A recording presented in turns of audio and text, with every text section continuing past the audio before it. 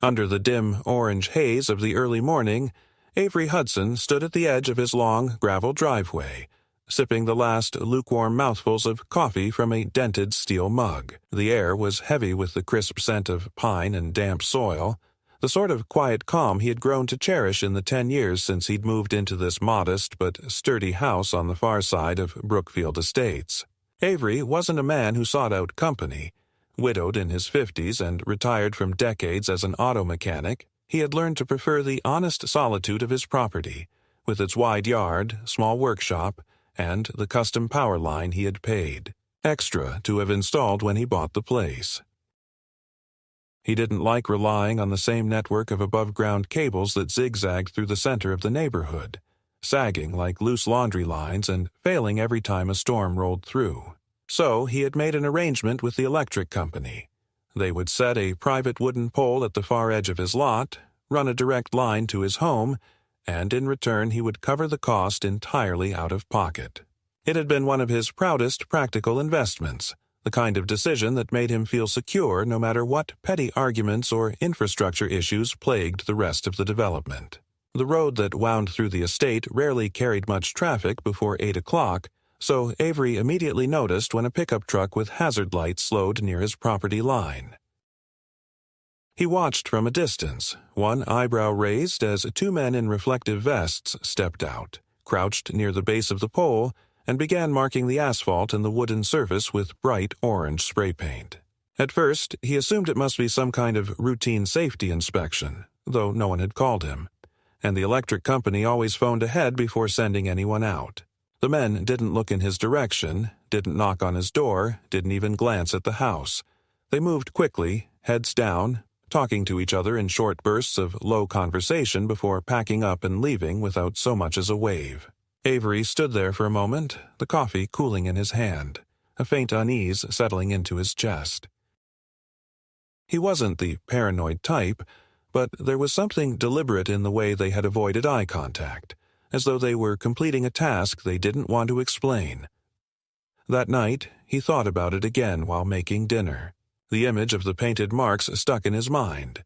Fat neon circles around the pole's base, a set of numbers sprayed across the road, and a single diagonal slash up the side of the wood. He had seen similar markings years ago when a highway construction crew had torn down a line of telephone poles to widen the shoulder. Back then, the markings had meant only one thing: removal. He told himself not to overthink it. Maybe the electric company was replacing old poles. Maybe the paint was for underground cable checks. Maybe it was something entirely unrelated to his property. Still, before turning in for the night, he took a slow walk to the edge of the yard and stood beneath the pole, tilting his head back to study it. The wood was weathered but strong, the crossbeam intact, the insulators free of cracks. It didn't look unsafe, and it certainly didn't look like something that needed urgent attention. By the time Avery went to bed, the quiet of the neighborhood had returned to its usual, almost too perfect stillness, and the distant glow of porch lights from the houses down the road was the only sign of life. But, as he lay in bed, the unease gnawed at him in that subtle, persistent way that only comes when you sense, without proof, that something about your world is about to shift, and not for the better. In the morning, he would discover just how right he was. The sound that woke Avery was not the gentle chorus of morning birds or the low hum of the wind through the pines, but the harsh, mechanical scream of a chainsaw tearing into solid wood. For a moment he lay still, disoriented, trying to place the noise until the realization snapped him upright. Someone was cutting into the power pole. He swung his legs out of bed, barely bothering to pull on his jeans, and moved quickly through the house toward the front door. The chainsaw's growl deepened, vibrating in the cool dawn air, followed by the sharp crack of wood beginning to split. By the time he stepped onto the porch, the scene before him was surreal. A crew of 4 men in bright yellow safety vests and hard hats surrounded his power pole, 2 of them steadying it with ropes while another sliced through the thick base, the 4th standing back and shouting clipped instructions. They didn't so much as glance at him as he descended the porch steps. "Hey!" he barked, his voice carrying down the driveway. What the hell are you doing?"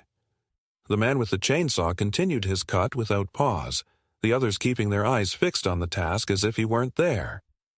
Avery's boots crunched on the gravel as he closed the distance, his heart pounding not from exertion but from the raw disbelief that this was happening in broad daylight, on his property, without a single warning.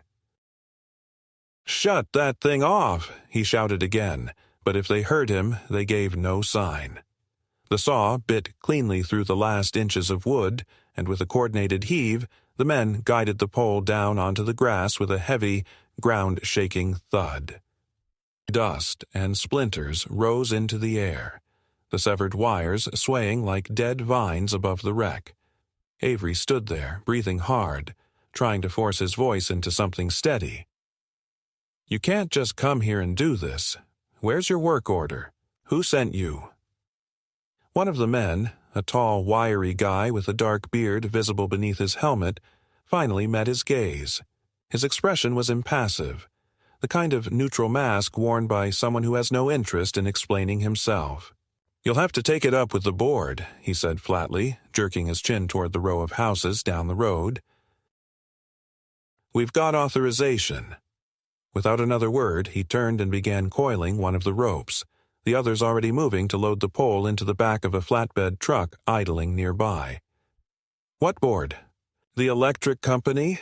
Avery demanded, but his voice was swallowed by the noise of the truck's engine and the slam of doors as the men climbed inside. In less than a minute, the vehicle was rolling away, leaving behind a patch of churned-up grass, a few wood chips, and the sagging remains of what had been his direct line to the grid. As the truck disappeared around the curve, Avery stood rooted to the spot, the early morning chill creeping into his bare arms, an almost childish part of him waiting for someone to come back and explain that this had been a mistake. No one did. When he went inside, the silence of the house felt alien. The hum of the refrigerator was gone, the faint electric buzz of the workshop lights in the garage absent. He flipped a switch out of habit, and the dull click of the breaker offered nothing in return. No power meant no tools, no coffee maker, no heater to cut the morning damp. It also meant the freezer full of food he'd stocked for the month would start thawing within hours. He picked up the phone, but the cordless handset was dead. His cell phone had only a third of its battery left from the day before. His first call was to the electric company, navigating the endless menu of automated prompts until he finally reached a human voice. The representative, polite but distant, confirmed his address and paused. "According to our records, sir, your service is still active. There are no outages in your area and no pending work orders for your property." Avery tightened his grip on the phone. "You're telling me the pole's still there?" The woman's voice didn't waver. "Yes, sir. Our system shows your connection as intact." He let out a breathless, incredulous laugh. "Well, it's not. I'm standing here looking at the spot where it used to be." She hesitated before offering the kind of answer that solves nothing. "You may want to contact your local neighborhood board. If the work wasn't authorized by us, it may have been handled at a community level." The idea that some local committee had the power to march onto his land and cut down his private power line without notice was absurd. Yet here he was, staring at the proof. He grabbed his keys, deciding that the only way to get a straight answer was to confront someone face to face. The drive to the small office used by the board took less than 5 minutes, but every turn of the wheel only stoked his frustration.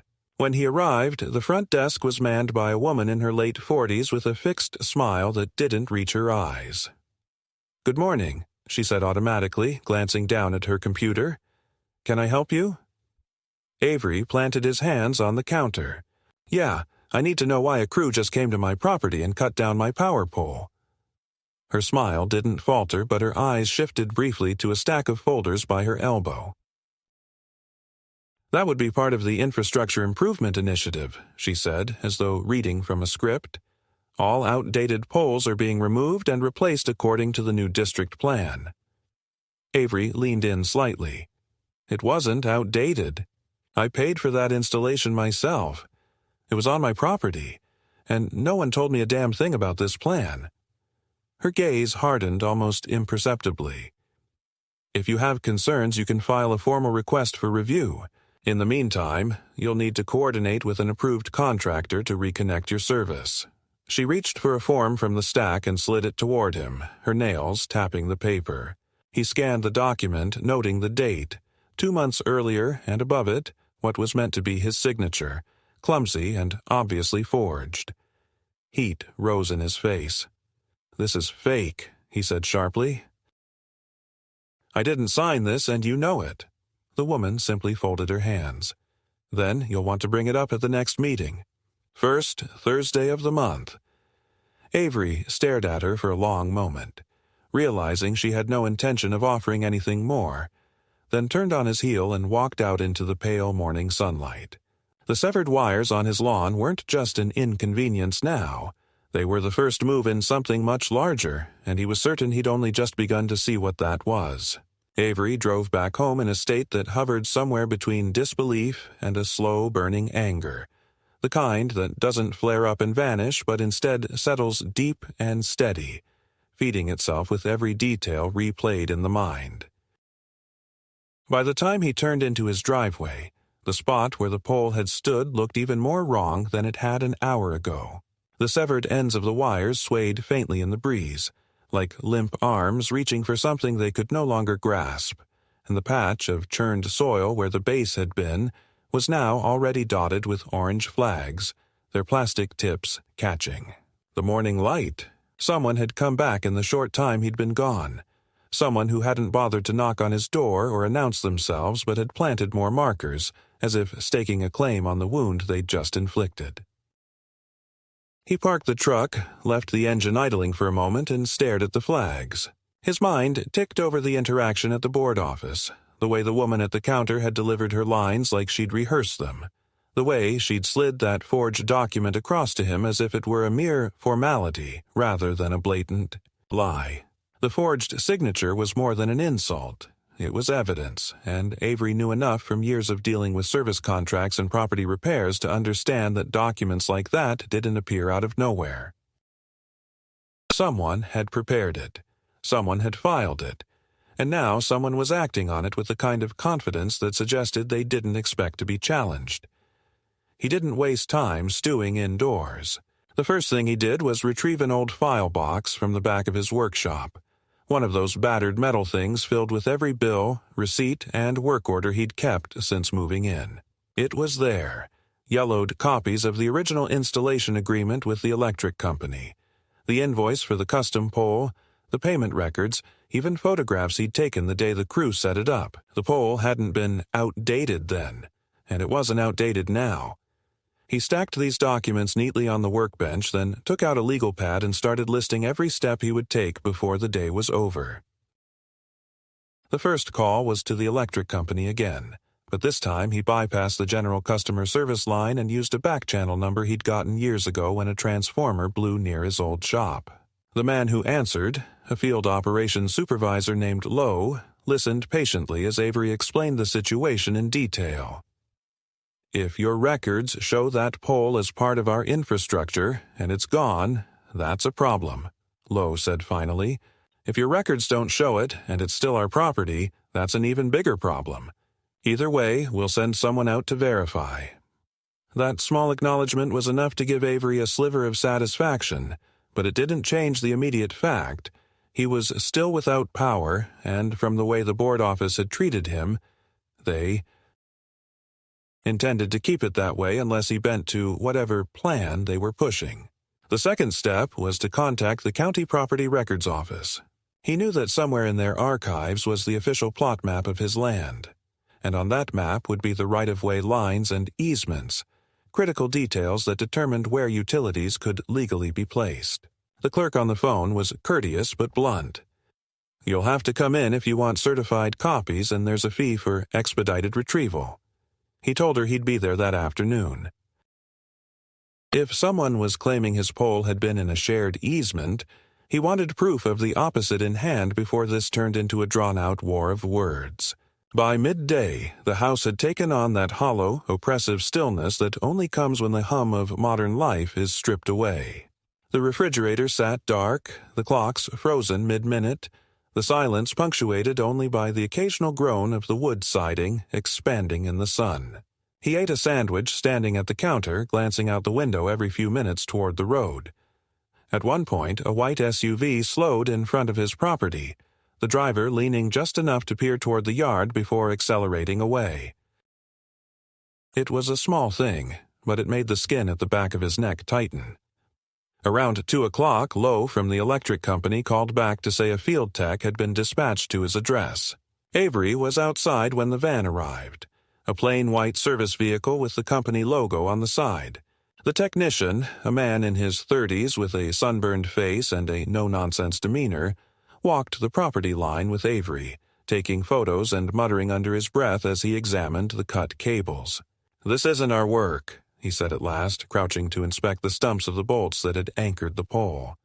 And whoever did it didn't even bother to pull a disconnect first. They just cut the feed live. That's not just against code. That's dangerous as hell. The tech took more pictures, jotted notes, and promised to file a report, but he made it clear that replacing the pole wouldn't happen without higher authorization. "You're in some kind of dispute," he said almost apologetically. "They've got a hold on your service order. Until that's lifted, my hands are tied." Avery thanked him, shook his hand, and watched the van disappear down the road. The confirmation that this had been done outside the proper channels should have been gratifying, but it only underscored the reality. Whoever was behind it had enough influence to block the standard procedures of the electric company. That realization hardened something in him. If they thought he'd roll over, they didn't know him at all. He locked up the house, grabbed the folder of installation records, and drove to the county records office. The clerk recognized his urgency and disappeared into the back, returning with a rolled-up survey map and a certified printout of the easement records. There it was in black and white, his boundary lines clear, the pole well within his private property, and no recorded shared access that would allow anyone else to alter or remove it without his consent. Driving back as the sun dipped low, Avery passed another marked-off section of the neighborhood. Fresh paint on the asphalt, more utility flags, and in the distance, a crew unloading spools of thick cable. Whatever this project was, it was moving fast, and the removal of his pole had been just one piece in a larger, well-coordinated push. They were clearing paths, laying groundwork, and apparently didn't mind steamrolling anyone who got in the way. He pulled into his driveway and killed the engine, staring at the empty space where the pole had stood. The first shot had been fired, and they clearly expected him to play defense. But Avery had no intention of letting them dictate the terms of the fight that was now inevitable. By the next morning, Avery had already decided that fighting this on his own terms meant building leverage before making his next move. He wasn't naive enough to think that a stack of receipts and a certified plot map would make whoever orchestrated this back down, but those documents were his foundation, and from there he needed witnesses, corroboration, and the kind of paper trail that couldn't be quietly lost in a filing cabinet. He started with the most obvious source. His neighbors, the ones who might have seen the crew arrive, might have heard the saws, or might have been told something by the same people who had ambushed his property. The problem was that in a neighborhood like Brookfield Estates, most people preferred to stay out of other people's disputes. Years of bland cordiality at mailbox meetings and carefully neutral greetings across driveways had built an unspoken rule. You didn't get involved, because one day it might be you who needed everyone else to look the other way. Still, there were exceptions. Old Mr. Patterson, 2 houses down, was out in his front yard raking pine needles into a neat pile when Avery stopped his truck at the curb. Patterson was a quiet man, the sort who didn't waste words, but when Avery asked if he'd seen the crew, the old man paused mid-rake and nodded toward his porch. "Saw them come in just after sunrise," he said, his voice gravelly from decades of smoking. "Didn't look like the power company. No markings on the truck, no ID badges. I figured you'd called them in for something." When Avery explained what had happened, Patterson's jaw tightened. They didn't look at your meter. Went straight to the pole. Took it down in one piece, loaded it fast. Like they knew they weren't supposed to be there. That was enough to get Avery thinking in a sharper, more focused way. He asked Patterson if he'd be willing to put that in writing, even just a short statement, and the man agreed without hesitation. Back home, Avery typed up a simple affidavit on his computer, printed 2 copies, and had Patterson sign one of them while keeping the other for his own files. One witness wasn't a crowd, but it was more than nothing, and combined with the photos from the electric company's technician, it began to form a picture of a job executed with precision and secrecy, not by mistake. The next step was to press the electric company to escalate their internal review. He called Lowe again, relayed Patterson's account, and mentioned the forged document the board office had tried to pass off as his consent. There was a long pause on the other end before Lowe said, "If there's forgery involved, we can't touch the site until legal clears it. You should take that to the county investigator." The suggestion made sense, though Avery knew it also meant stepping into a more formal process where the people on the other side could hide behind lawyers and procedural delays. Even so, he drove straight to the county government center and asked to speak with someone in the Infrastructure Fraud Division, a small, underfunded office tucked away behind a maze of cubicles. The investigator assigned to hear him out was a wiry, sharp-eyed woman named Karen Lee, who listened without interruption as he laid out the timeline. First, the unexplained markings, then the removal of the pole, the forged document, the obstruction from the electric company, and finally the witness statement from Patterson. Lee asked precise questions, jotting notes in a looping hand, and when he slid the affidavit across the desk, she read it twice before looking back up. "You understand that if this was authorized at a local level and the paperwork exists in their files, it's going to be their word against yours until we can prove otherwise," she said. "But forged consent is a different matter. If I can show that document was fabricated, it opens them up to liability they won't want." She made copies of everything he'd brought, promising to contact him within a week, but Avery left with the sense that the wheels were already turning. What struck him most was her lack of surprise. This wasn't the first time she'd seen something like this, and that meant there was a playbook, one that someone in his neighborhood was following with confidence. The question was why. Removing his pole made sense only if the space it occupied was more valuable to them without it, which in turn suggested some kind of new installation. The answer began to take shape later that afternoon. Avery had driven out to the edge of the development, partly to clear his head and partly to see if any other properties had been hit. He didn't have to look far. 3 streets over, another house had a rectangle of bare earth where a pole had once stood, orange flags sprouting in the dirt, and a narrow trench already dug across the yard toward the road. A work crew was on site, but this time they weren't trying to blend in. They wore crisp uniforms with the logo of a regional fiber optic provider and were unloading reels of thick black cable. A foreman stood with a clipboard, scanning a list and nodding toward various points along the street, and as Avery slowed to pass, he caught the man pointing toward a set of new, gleaming metal junction boxes installed at the curb. The realization clicked into place with cold clarity. They were laying a private fiber network, one that required straight, unobstructed runs along the property lines, and his custom pole had been in the way. No one had asked him because they'd already decided his consent wasn't needed. The Infrastructure Improvement Initiative wasn't about safety or modernization for the residents.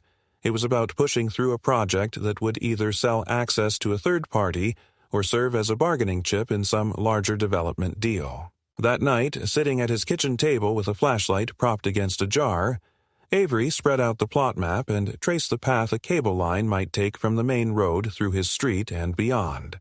It wasn't hard to see how his lot was a choke point, a narrow section where the cable would either have to curve around his property, costing time and money, or cut straight through the space where his pole had stood.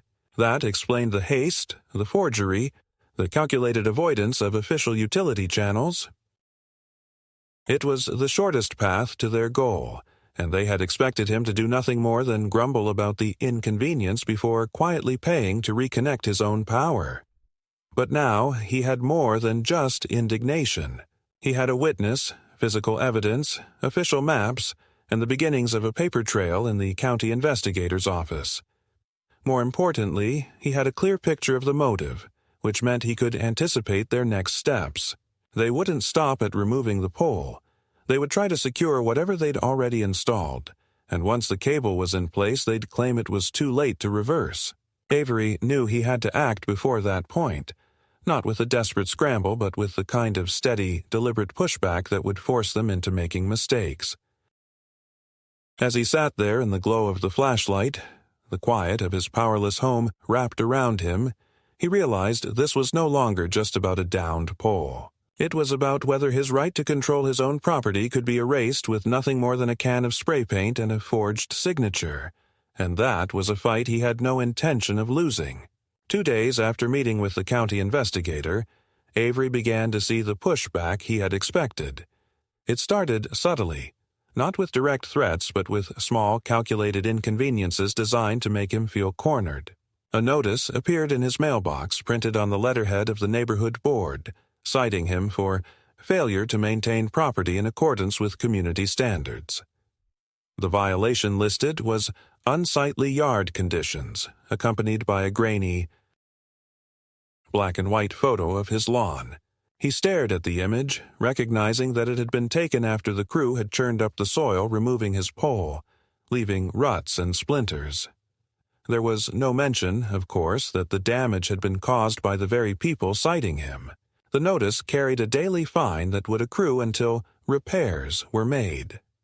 The next morning, another notice arrived, this one alleging safety hazards due to a lack of exterior lighting, claiming his unlit driveway created a risk to pedestrians.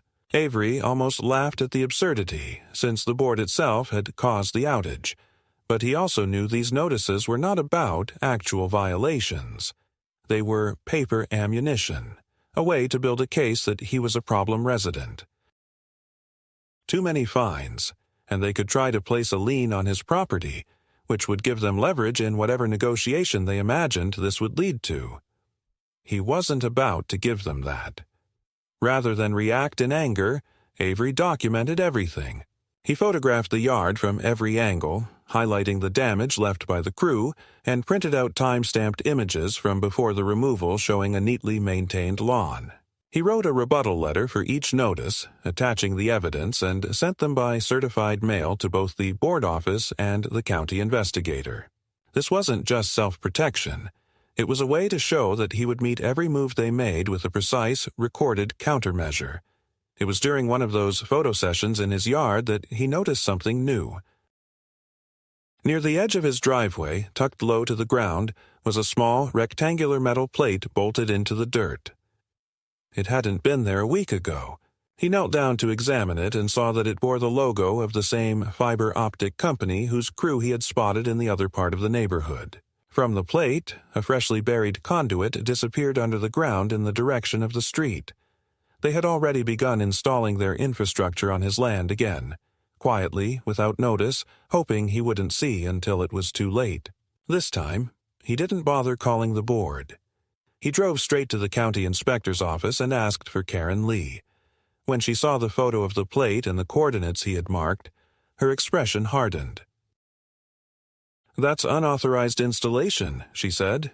"If it's on your property without an easement, it's a violation. And if they did it after I opened an investigation, that's reckless." She made a call on the spot to request a site inspection, telling Avery she would try to get it scheduled for the next morning. That evening, Avery sat in the dim glow of his workshop's battery lantern, thinking about how quickly the game had shifted. They had moved from cutting down his pole to actively laying their own lines through his yard, all before the first meeting of the month where he could publicly challenge them. It was a calculated race. If they finished their installation, they could argue that removing it would cost too much, disrupt services, and cause unnecessary expense to the community. They wanted to force the issue into a cost versus benefit argument, one where his rights would be painted as less important than progress. The pressure wasn't just coming from the board. That same night, his neighbor from across the street, a woman he'd exchanged polite waves with for years, stopped by under the pretense of checking on him after the outage. Within minutes, the conversation shifted. "You know," she said, leaning casually against his porch railing, "a lot of people are talking about how this could have been avoided if you just agreed to the upgrades. I mean, everyone's going to benefit from faster service." Her tone was friendly, but the message was clear.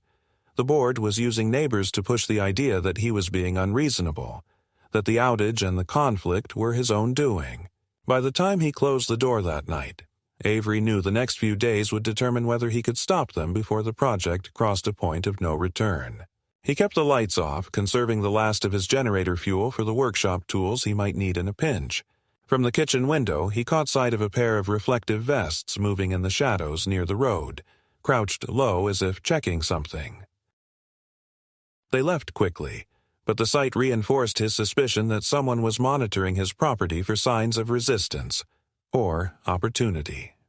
The following morning, Lee arrived with a uniformed county inspector in tow. Together, they examined the metal plate, the disturbed soil, and the faint track marks of a small utility vehicle that had crossed his grass. The inspector took photos and measurements, and when Avery showed them the certified plot map, he nodded gravely. "No record of an easement here," he confirmed. "That's an unpermitted install." Lee told Avery that this would strengthen her case and that she intended to file a cease work order immediately. Still, she warned him to expect escalation. "They've already committed resources to this project. Cutting off their access won't make them walk away. It'll make them push harder." As the inspector's truck pulled away, Avery felt the strange mix of satisfaction and foreboding that came from winning a battle while knowing the war was far from over. He had the law on his side now, documented proof of unauthorized work, and an active investigation into the forged consent form. But he also had a target on his back, and in a neighborhood where the board's influence seeped into every interaction, that meant more confrontations were coming, likely sooner than he'd like. The cease work order went into effect less than 48 hours later, a bright red laminated sheet bolted to a temporary stake at the edge of Avery's property, visible from the road. It was supposed to halt all activity immediately, but early the next morning, just before dawn, Avery was woken by the low rumble of a diesel engine idling somewhere out front.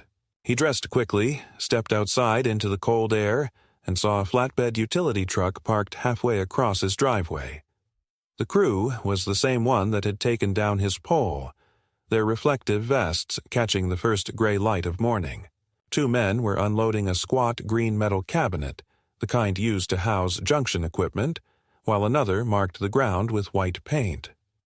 They didn't seem the least bit concerned about the cease work order planted in the soil not 10 feet away. Avery walked toward them, his boots crunching on the frosted grass. "You're trespassing," he called, his voice carrying over the hum of the truck. "There's a stop order on this property." "You see that sign?"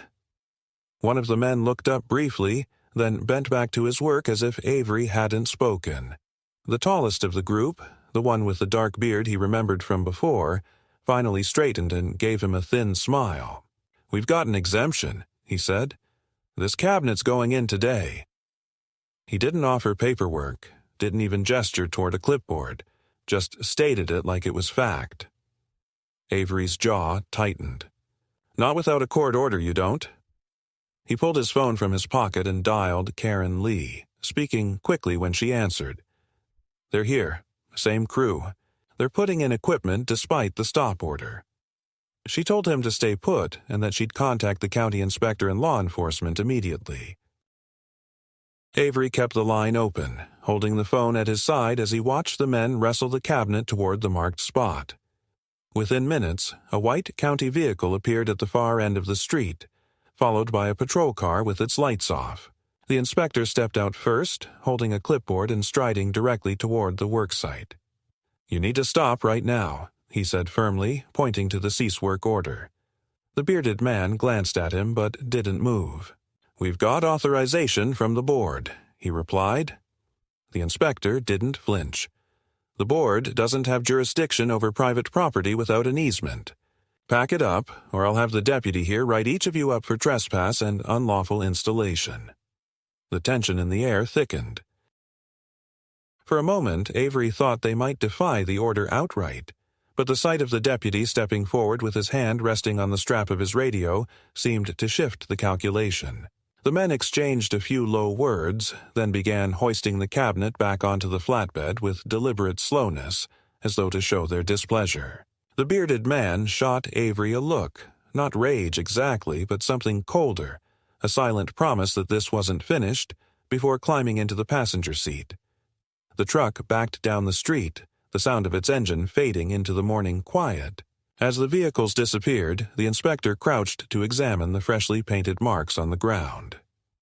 "They were planning to set it directly over the conduit we found last week," he said, shaking his head. "If they'd gotten it in place, it would have been a nightmare to remove." Karen Lee arrived a few minutes later, out of breath but with a flicker of relief in her eyes. "This is going in my report," she told Avery. "They ignored a stop order. That's a serious violation. It gives us leverage to push for not just removal, but potential penalties."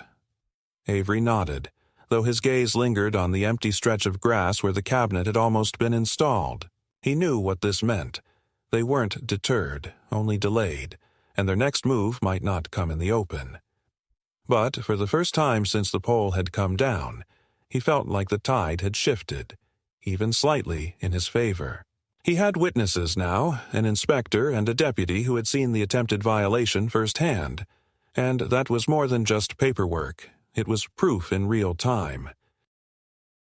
Still, as the county vehicles pulled away and the street returned to its usual stillness, Avery couldn't shake the feeling that they'd try something else, something faster and quieter.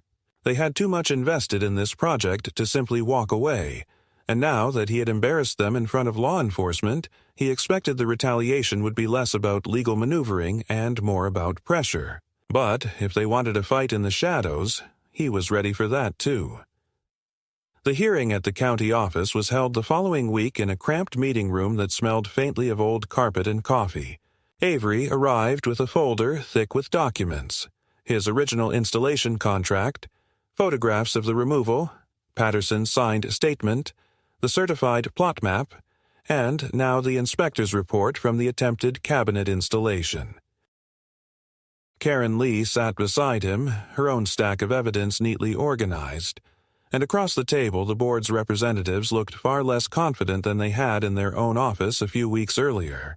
The bearded crew leader wasn't there, replaced instead by a suit-wearing project coordinator who avoided Avery's eyes. When the proceedings began, the violations were read aloud. Unauthorized removal of utility infrastructure on private property, forged consent documentation, unauthorized installation of private infrastructure, and violation of a county-issued cease-work order. One by one, the evidence was entered into the record, each point reinforced by testimony from the inspector, the county deputy, and even old Mr. Patterson, who spoke plainly about what he'd seen that morning with the chainsaw. The board's representatives tried to argue that the work had been approved under community improvement provisions, but the absence of any recorded easement made that claim collapse almost immediately. By the end of the session, the county issued a formal directive. The board was to restore Avery's electrical service within 10 days at their expense, remove any unauthorized infrastructure from his property, and pay fines for each violation. The forged document was referred to the district attorney's office for potential criminal charges. As the coordinator gathered his papers in silence, Avery allowed himself the smallest exhale of relief, not because the fight had been easy, but because the win was undeniable and documented in black and white. 2 weeks later, the pole was back in place, the wires reconnected, and the hum of electricity once again filled his home. The metal plate and conduit were dug up and hauled away under county supervision, leaving the grass scarred but his property clear. Neighbors who had kept their distance during the conflict now offered cautious nods when they passed, as if acknowledging the line he had drawn and held. For Avery, the victory wasn't just about the return of power. It was proof that standing firm, methodically and with evidence, could stop even the most confident intrusions. And in Brookfield Estates, that proof was something no one could quietly paint over.